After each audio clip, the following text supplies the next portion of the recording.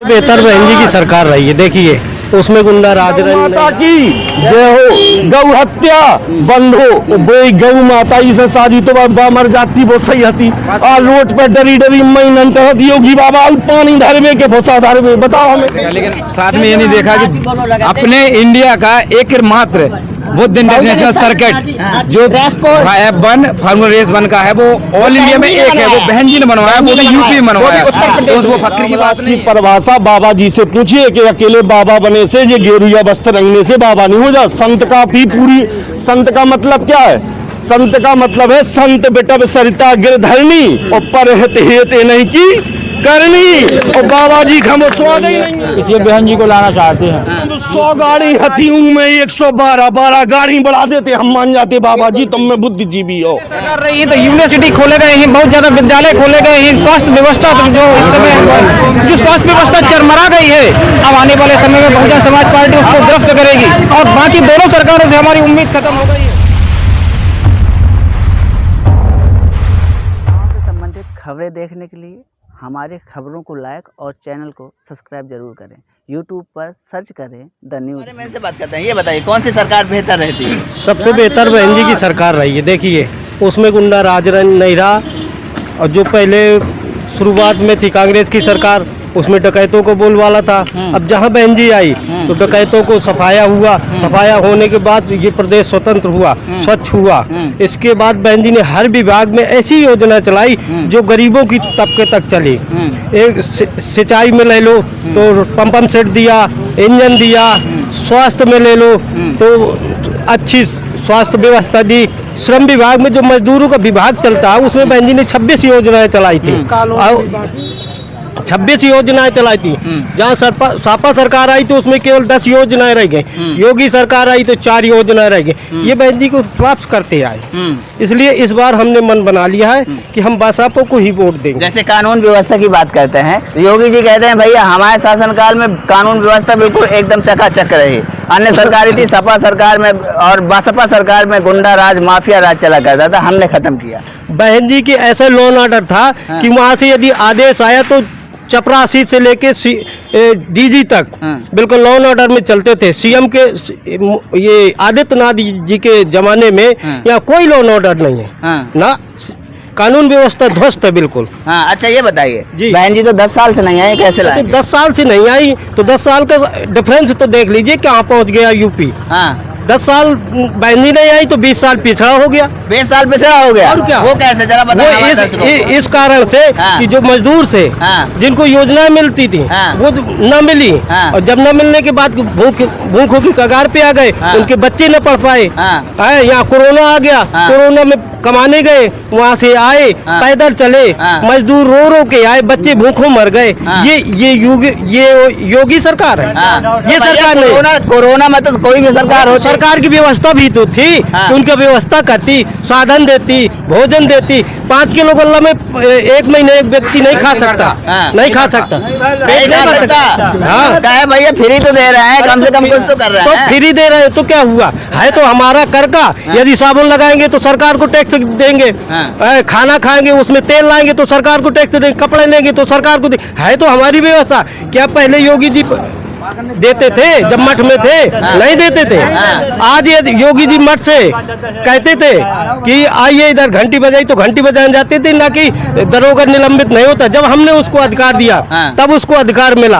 आज हमारे अधिकार को दुरुपयोग कर रहे हैं, हम ही को भूखों मार रहे हैं। ना हमारे बच्चे पढ़ रहे हैं, ना देखिए बेरोजगारों की, ये नौजवानों की क्या उम्र गुजर गई। नौकरी की एक उम्र होती है, जब उम्र निकल जाएगी तो क्या करेगा बेरोजगार? भूखों मरेगा, 300 की मजदूरी करेगा, बच्चे होंगे, पेट नहीं भरेगा। ऐसी सरकार न चाहिए हमें। ये लॉ एंड ऑर्डर वाली सरकार चाहिए। बहन जी की लॉ एंड ऑर्डर सरकार चलती थी, हर विभाग में योजनाएं थी, गरीबों तबकों तक। ये है बहन जी लगाने का है जो उल्लू बनावे को काम। अरे तुम 100 गाड़ी हथियों में 112 गाड़ी बढ़ा देते हम मान जाते। बाबा जी तुम में बुद्धिजीवी हो। बोलो आप। ये कहीं ना कहीं इनकी सही बात है, ये कहीं ना कहीं सही बात है। कानून व्यवस्था अगर दुरुस्त, ये गाड़ी इनकी स्टपनी नहीं बदलवा पाए, बदलवा पाए? बताओ। यहाँ देखो भैया 1 मिनट, यहाँ पर कई लोग ऐसे रहे होंगे जो ग्रामीण क्षेत्र का जीवन जीते हों। उनसे पूछिए कि जब एक गरीब परिवार की बहू को डिलीवरी की समस्या 12 बजे रात में होती और जब वो जिम्मेदार की साकर बजाता है तो वो 500 के 5000 खाते में लेकर और ट्रैक्टर से लवा जा तो गेल में बहू के बच्चा हो जा का समस्या हो जा तो बीतत उन पे। आज बब्बा बहू जी बोले। आज बब्बा बहू जाते हैं घर बैठे माने 1 से 2 नंबर लगाई गाड़ी दुआएं खड़ी, जच्चा बच्चा सुरक्षित और 2-2.5 हजार रुपया भी लेता हूँ बहू के लड़ुगन के लाने। जबकि कौन सरकार में बहू बताओ? समाजवादी में हुआ, योगी बाबा में हुआ क्या? हमें ये समझ में नहीं आई। बताओ इनमें तो केवल ये हुआ, योगी बाबा में सिर्फ क्या हुआ ये जानते हैं कि पैदा हो और वो बनवा दो आधार कार्ड, गणना जरूर कर दो, जाना भूल जाए काहे। ये सिर्फ ये चाहते हैं, इनकी चाल इनकी राजनीति ये है कि बैकवर्ड हैं लोग हैं या गरीब तबके, ये किसी के मित्र नहीं है, ये सिर्फ उद्योगपतियों के हैं। यहाँ सिर्फ बढ़िया है, इस तरह की भावनाएं पैदा करते हैं। ये मुसलमान है, ये आप हमें ये बताओ जब से सन 47 से देश आजाद हुआ बच्चों को मिल रही है, इसलिए बहन जी को लाना चाहते हैं बीएसपी को। बहन जी से अच्छा ले आएंगे। हाँ बहन जी बहन जी जब सरकार आ जाती है हाथी बहुत बनवाती है। हाथी नहीं बनवाएंगे, अपनी बात नहीं बनवाएंगे। जी देखिए अब बात आती है हाथी बनवाने की तो, लेकिन जहाँ तक हमें जो लोग हैं जिन्होंने देखा है, जो जहाँ पे जो परिवर्तन स्थल कांसीराम जी का बना है परिवर्तन स्थल, वहाँ पे एक बहुत बड़ा कचरा का ढेर था शायद, उसको उन्होंने ऐसी गंदी जगह पे जहाँ लोग नाक दबा करके निकलते थे। पीछे आ जाइए बस।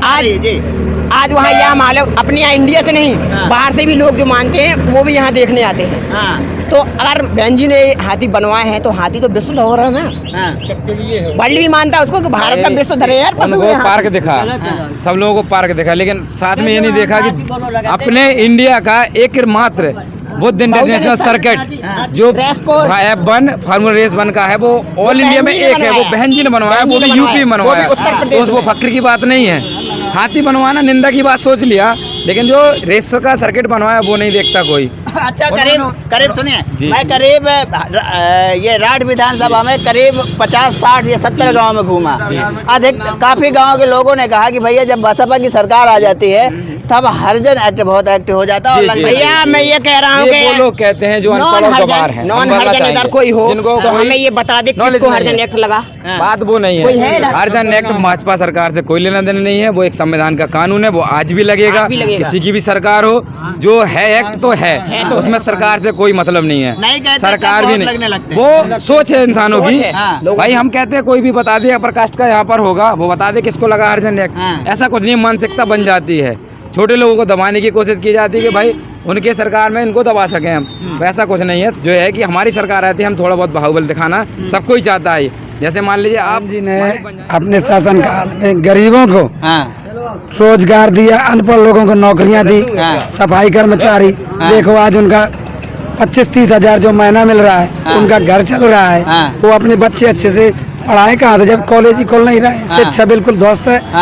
अगर बहन जी की सरकार फिर आती है तो वो जिस तरह केजरीवाल दिल्ली में अपनी सरकार चल रहा है, हर जगह पहले भी तो बहन जी की सरकार रही, पहले शिक्षा बढ़िया थी, अब पहले सरकार रही है तो यूनिवर्सिटी खोले गए हैं, बहुत ज्यादा विद्यालय खोले गए हैं, स्वास्थ्य व्यवस्था जो इस समय जो स्वास्थ्य व्यवस्था चरमरा गई है, अब आने वाले समय में बहुजन समाज पार्टी उसको दुरुस्त करेगी। और बाकी दोनों सरकारों से हमारी उम्मीद खत्म हो गई है, न तो हमें रोजगार की उम्मीद इन दोनों सरकारों से रह गई है। सरकार की जो गुंडा राज है, इस गुंडा राज से हम तबाह हो गए हैं। सरकारी समाजवादी पार्टी में जो गुंडा राज था उससे भी ज्यादा इसमें है। तो अगर देखा जाए तो दोनों ही गुंडों और माफियाओं की सरकार है। बहुजन समाज पार्टी में यही गुंडा जो जेल के अंदर होता था आज ये पार्लियामेंट में बैठा हुआ है, पार्लियामेंट में सरकार चला रहा है।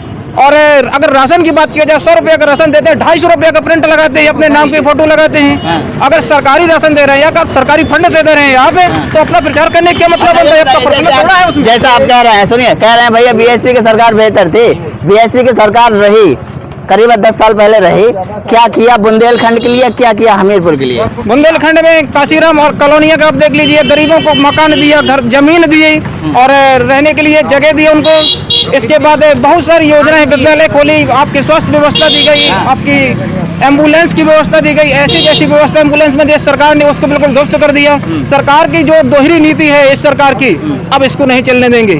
और यहाँ पर चाहे समाजवादी पार्टी की अगर बात की जाए तो समाजवादी पार्टी ने राजपूतों का अपमान किया है। यहाँ पर एक भी बुंदेलखंड में राजपूतों को टिकट नहीं दिया है। इसको छोड़ने वाले नहीं है किसी कंडीशन में। इसका जवाब 20 तारीख को जरूर दिया जाएगा और 10 को इसको रिजल्ट दिखाया जाएगा। पीछे भैया से बात करते हैं, एक मिनट। ये बताइए भाई साहब, आपका राठ विधानसभा क्षेत्र है, किन किन मुद्दों पर युवा इस बार वोट करने वाला है? देखिए, रोजगार और शिक्षा है ना, इस मुद्दे पर वोट करेगा। और व्यवस्था देख लिए, स्वास्थ्य की व्यवस्था सही नहीं है, एम्बुलेंस की हालत खराब है, यही सारी व्यवस्था हैं। अच्छा ये बताइए, जो पुरानी सरकारें रहीं, भाजपा की हो, बसपा की हो या सपा की हो, सरकारें तीनों रहीं, कौन सरकार बेहतर है जो यहाँ राठ विधानसभा में और बुंदेलखंड को ध्यान में रखे? देखिए, सपा सरकार का भी काम सही रहा है, है ना। 100 नंबर होने की देन है, जिससे ये क्राइम खत्म हुआ है ना। और स्वास्थ्य सुविधाएं भी उसने काफी सही करी थी। नहीं, तो क्राइम की जैसे बात की आपने, तो योगी जी तो अभी आए थे परसों नरसों के दिन, कहे सपा सरकार में गुंडे माफिया हावी थे, कट्टावाद, वो तमंचावाद हावी था, हमने आकर खत्म। नहीं, ऐसा तो सभी सरकारों में हुआ है, कोई भी सरकार हो, सभी सरकारों में गुंडे माफिया हावी रहे, है ना। तमंचा भी बनते रहे हैं। नहीं, सब में ऐसा कौन सी सरकार में बताया? योगी जी गए, हम आए तब तक यहाँ लोग तमंचे बनाया करते थे, घर घर तमंचा बना करता था, हमारी सरकार आई तब खत्म हुआ। नहीं, देखिए, कुलदीप सेंगर का कांड देख लीजिए, हाथरस की बेटी का बलात्कार देख लीजिए। ऐसा होता तो ये सब क्यों होता? यही सब है, यही कहे भैया। अच्छा, वो योगी जी जो कह रहे हैं वो आपके बातों से समझ में आ गया कि आप कहना क्या चाहते हैं? ये बताइए, विकास की बात कहते हैं, विकास कैसा रहा है? विकास एवरेज रहा है, ऐसा बहुत कुछ खास नहीं रहा। यहाँ पे देख लीजिए, राठ में रोडवेज बस अड्डा नहीं बन पाया, जो कहा था उन्होंने कि बस स्टैंड को बढ़िया। और ये रोड भी देख लीजिए, रोड सब उखड़ी पड़ी है। आज के गृह मंत्री, अपने जो गृह मंत्री है मौजूदा, वो आए थे 2017 में चुनाव के पहले। उन्होंने कहा था कि सरकार बनते ही 90 दिन में ट्रेन आ जाएगी आपके यहाँ, तो ना ट्रेन आई है, ना ही कोई पटरियाँ पड़ी हैं। उसके बाद रोड की आप देख रहे हैं, भाजपा सरकार कहती है हमारी सड़कें अच्छी हैं, सड़कें अच्छी हैं। आपके सामने मौजूद है, सड़क देख सकते हैं, 5 साल पूरा निकल गया, इस पे एक भी लेयर नहीं डाली गई। अन्य सड़कों की बात करें तो हाईवे बनेगा, जो बनेगा, उससे क्या फायदा हुआ अपने राज क्षेत्र का? कुछ नहीं। राज क्षेत्र से तो बाहर से निकल रहा है हाईवे, बुंदेलखंड एक्सप्रेस वे है, जब बनेगा तब बनेगा, कागजों पे पूरा बन चुका है, जाकर देखिए, अभी भी एक वाहन नहीं चढ़ा सकते उसके ऊपर में। और क्या होगा, देखें, नई वाली बात है। मैं वही कह रहा हूं, जब सरकारें आती हैं। यूनिवर्सिटी की बात थी, यूनिवर्सिटी बनेगी, किस विश्वविद्यालय बनेगा? कृषि विश्वविद्यालय, कोई कृषि विश्वविद्यालय नहीं है। जिला हॉस्पिटल है, वो भी नहीं है। जिले की मांग चल रही है आज के 20 साल पहले से, तो भाजपा भी कहती है, सपा भी कहती है और बीएसपी भी कहती है, जो भी है सब कहते हैं, लेकिन इसमें किसी ने भी काम नहीं किया है। तो इस बार हम अपना प्रत्याशी जो चुनने वाले हैं वो होना चाहिए पढ़ा लिखा, कारगर, जो हमारे लिए राठ में व्यवस्था करे, शिक्षा की, कॉलेज में ध्यान दे, सड़कें ठीक करवाए, नगर पालिका के थ्रू साफ सफाई का भी काम रखे। इस हिसाब से हम अपना मत वहीं देंगे जो हमें शिक्षित और कर्मशील उम्मीदवार को देने वाला है। ये बताइए, नेता तो आते हैं ना, सपा का हो या बताओ। हाँ, बता रहे। आप हमें एक चीज बताओ, जैसे आप अयोध्या में गए, तुमने यहाँ पर मोबाइल में दिखवा दिया कि अयोध्या में देखिए आज कल युग में, और वो बन गया है, बोले क्या, बोले जो है आज भी त्रेता आ गया है, रामराज हो गया। योगी जी से पूछिए, रामराज की परिभाषा होती क्या है? रामराज की परिभाषा है ऐसी। थोड़ा साइड में आ जाइए, थोड़े साइड में आ जाइए, जाम न लगने पाए। जी बताएं। देखिए, रामराज की परिभाषा बाबा जी से पूछिए कि अकेले बाबा बने से, ये गेरुआ वस्त्र रंगने से बाबा नहीं हो जा। संत का भी पूरी, संत का मतलब क्या है? संत का मतलब है संत बिटब सरिता गिरधरणी, और पर हेत नहीं की करनी। और बाबा जी का वो स्वाद ही नहीं है, का जाने बे, ये धर्म के ठेकेदार बनत, धर्म को इन्हें ज्ञान नहीं है। ये कहते गौ माता की जय हो, गौ हत्या बंद हो, वो गौ माता से शादी तो बाबा मर जाती, वो सही हती। और रोड पे डरी डरी मई नंटरत योगी बाबा पानी धरवे के भोसा धरवे, बताओ हमें। जब उसकी गौ माता की, उसी गौ माता की श्राप योगी बाबा को लगी है, क्योंकि वो एक दिन अगर हलाल हो जाती थी तो उतना कष्ट नहीं होता था उसको, जितना आज सड़क पे जो है टक्कर लगती है, टक्कर लगती है महीनों के हिसाब से, वो तड़प तड़प के कीड़ा पड़ते हैं, उसको पड़ते हैं ना, वो मर रही। आज उसकी श्राप योगी बाबा भोगेंगे, कोई और नहीं भोगेगा।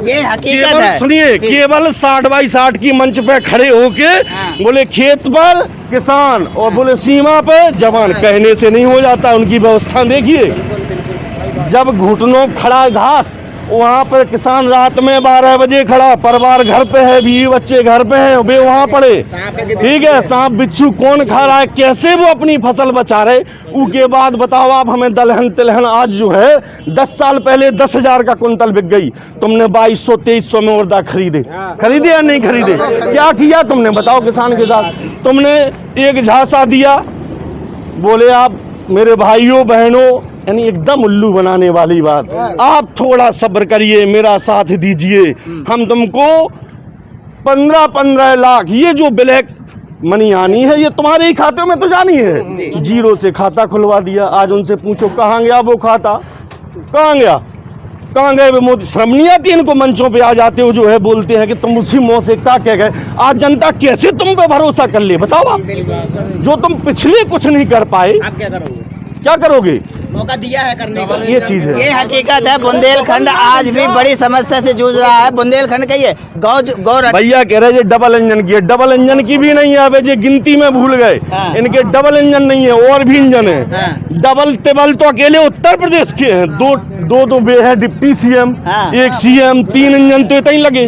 ऊपर जो चौथा इंजन है जो बताओ, ये अमित शाह जी कल लगा बोले दूरबीन लगा के देखिए कहीं माफिया दिखाई नहीं दे रहा, क्योंकि इनको नहीं दिखाई दे, जी स्वयं माफिया है, कहाँ दिखाई देगा? योगी बाबा जी है, बेकल्लक कहाँ गुंडा है? ये कल लगते भय मुक्त प्रदेश, गुंडा मुक्त प्रदेश।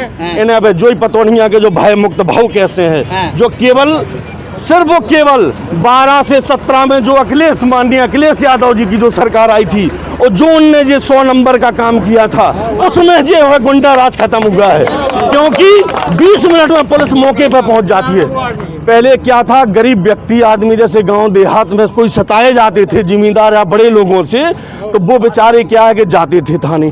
अब थाने में कोई सुनवाई नहीं हो रही, अब सीधा 100 नंबर लगाइए, 1 पैसा चाहिए भी नहीं, और सीधी पुलिस खड़ी है, 20 मिनट में पुलिस खड़ी। और बाबा जी अपनो झुंझुना हला रहे हमने कर दो भय मुक्त, इनने कबे कर दो, इनने केवल 100 क्या मुद्दे रहने वाले हैं इस बार चुनाव में? युवाओं का जो मुद्दा है, बेरोजगारी वाला सबसे बड़ा मुद्दा है जी। और जो कंपनियों का निजीकरण हो रहा है, सरकारी विभाग निजीकरण दिए जा रहे हैं, हम लोगों के रास्ते सारे खत्म हो रहे हैं, हम लोगों के जो पढ़ाई है सब जीरो हो रही है। ये राजनीति के माहौल में सिर्फ और सिर्फ ये लोग जो मुद्दा बना के चल रहे हैं, धार्मिक मुद्दा, इस बार हम लोग धार्मिक मुद्दे पर वोट नहीं करने वाले हैं। इस बार हम बेरोजगारी को ध्यान रखते हुए, महंगाई को ध्यान रखते हुए और शिक्षा व्यवस्था है, स्वास्थ्य व्यवस्था है, इन सारे मुद्दों को लेकर के हम वोट करने वाले हैं। और हम लगभग पिछले 10 सालों से लगातार देख रहे हैं कि इससे पहले अखिलेश सरकार थी, उनमें भी लगातार यही कंडीशन थी, स्वास्थ्य व्यवस्था इसमें भी ज़्यादा बेस्ट अच्छी नहीं थी। हालांकि कुछ व्यवस्था ठीक थी योगी की अपेक्षा। इसके बाद जो दूसरी व्यवस्था आती है आपकी योगी आदित्यनाथ, इन्होंने चरम सीमा ही पार कर दी है। तो सारे आकलन देखने के बाद हम लोगों को लगता है कि बसपा सरकार ही एक ऐसी सरकार है कि हम लोगों के जो बेरोजगारी मुद्दे हैं, ऐसे मुद्दों को हम लोग को निजात दिला सकती है। इसलिए हम सभी युवाओं का एक मकसद बन गया है कि इस बार बहुजन समाज पार्टी को पुनः सत्ता में लाते हैं, ताकि यहाँ की गरीबी है, महंगाई है, बेरोजगारी है, पेट्रोल का डीजल का दाम जो बढ़ रहा है, किसान तो बिल्कुल पिसान हो रहे हैं। तो इस बार हम लोग इन मुद्दों को ध्यान रखते हुए बसपा सरकार लाने का मूड बना चुके हैं। अलग अलग युवा हैं और अलग अलग मुद्दे हैं, कुछ और हैं, इनसे बात करते हैं। ये बताइए क्या मुद्दे रहने वाले हैं इस बार? इस बार मुद्दे रहेंगे, यदि बहन मायावती की सरकार यदि बनती है तो सर्वप्रथम बहन मायावती युवाओं को रोजगार देगी, और जब तक इसके पहले इसके बाद जो निकल चुका है 5 साल 10 साल का पीरियड जो निकल चुका है, यहाँ सिर्फ बातों के बतासा होते रहे भाई, जैसी बातों के बतासा किए वैसी लपेटते गए। अब भाई लपेटे में काम नहीं चलेगा, अब तो बहन मायावती की सरकार बनेगी और युवाओं को रोजगार मिलेगा। भैया बहन मायावती की तो हवा ही नहीं है, लोग कहते हैं टक्कर तो सपा और भाजपा में है। अरे राठ क्षेत्र में स्वामी ब्रह्मानंद जी के नाम से यहाँ के लोग राजनीति करते हैं। अब बहन मायावती जी राजनीति नहीं करने देगी, सीएम बन के आएगी। सीएम बना रहे हैं, कुछ क्षेत्रीय मुद्दों पर बात करते हैं, युवा और हैं, बताइए क्या क्षेत्रीय मुद्दे रहने वाले हैं इस बार चुनाव में? इस बार चुनाव में बहन कुमारी मायावती जी को मुख्यमंत्री बनाना है 5वीं बार। तो इस क्षेत्र का मुद्दा वैसे मैंने देखा है, शिक्षा के क्षेत्र में स्वामी जी ने बहुत कुछ किया है, तो बहन कुमारी मायावती जी का पहला जो उनका उद्देश्य रहा है शिक्षा को आगे बढ़ाना, शिक्षा को नौकरी, हर गरीब को नौकरी, जो बहन बेटियों का बलात्कार होता है, गुंडा राज खत्म करना। बहन जी के सरकार में गुंडा राज बिल्कुल नहीं होता था। इस हर बेटी सुकून से सोती थी, चाहे रात में 12 बजे निकल जाए तो उसको कोई आग नहीं उठाता था। इस समय देख लीजिए, योगी सरकार में देख लीजिए, बहन बेटियां रात में 9 बजे निकल जाती हैं, उनके साथ बलात्कार होता है उनके साथ, फिर भी योगी सरकार शांत बैठी है। तो योगी सरकार, मैं कहना चाहूँगा सभी अपने भाई बहनों से, इस बार सब युवाओं ने मूड बनाया है कि बहन कुमारी मायावती को 5 बार मुख्यमंत्री बनाएंगे।